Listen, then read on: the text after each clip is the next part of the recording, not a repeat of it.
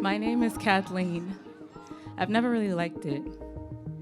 Its origin is Irish, and my last name, Leblanc, is French. It literally means the white.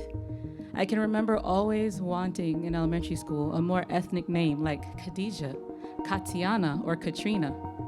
But I was taught that that would mean my resume would get shredded. My nicknames growing up were Katu, Katutu, but never Kathy. That felt weird. Kathleen means pure, which identifies my aura and love. Kat is where I'm comfortable, so call me Kat.